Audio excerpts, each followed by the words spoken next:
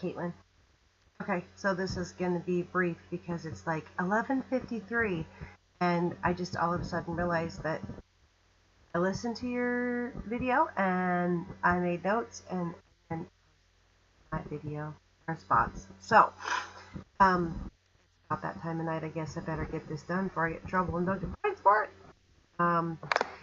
Anyway, I just listened to your video. I also listened to your response to my video, and I wanted to say that, first of all, thank you for all your comments about my video, and I really appreciated yours. I was really impressed with what you pointed out about trust. I think that's super important too, because my biggest leadership experience has been in parenting. It's kind of the only thing I really compare it to. I haven't taken a lot of leadership courses, and I'm not really the personality type to be a leader at work. I tend to be kind of a wall hugger, and I try to stay out of the limelight and out of the chaos and whatever. So I tend to be a little more focused on end result, but not so much on leadership.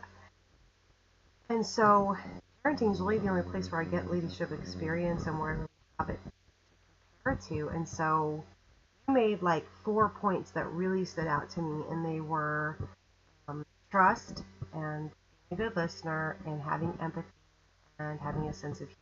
And first of all, trust is an absolute leadership. I think it's one of the things that when you make the decision to be in a leadership role, whether it be as a parent or whether it be as in a business or whatever, one of the very first things you have to establish is trust between you and your followers, whether they're kids or whether they're coworkers or whether they're a team. Even if you're like the leader of a group project in class, your team has to trust that you have their best interest at heart, not just your own. So if you're doing a group project and are responsible for, say, the technical portion of a presentation, you have to know that your group trusts you to do the best job for yourself and for them. So I think trust is absolute. I think being able to listen plays a vital role in not only guide, but also reinforcing that trust. I think that you're totally right, and that you have to be able to listen, which then leads directly into having empathy. If you listen to others and if you actually try to put yourself in their shoes, and you can establish the empathy that you need to be an understanding and compassionate leader, that gives you that sincerity that you need to inspire people that you are leading. And so, of course, sense of humor, absolute.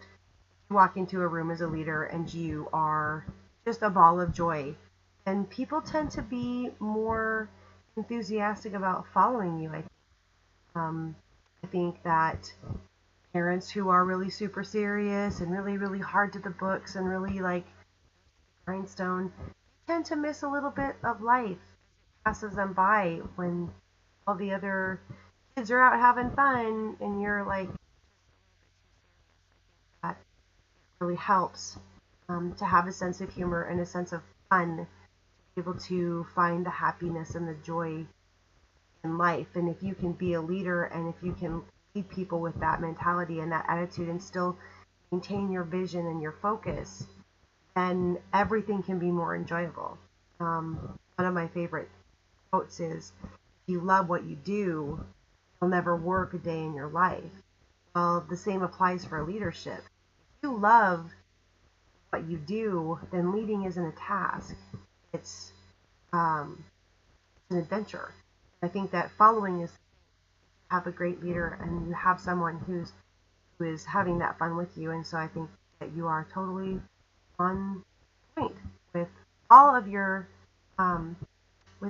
different, oh gosh, it's getting late and I'm getting tired, with all of your points, the trust and being a good listener and empathy, and sense of humor, and I think they are vital parts of the fundamentals of leadership. So I think you are spot on. And I thought your video was great.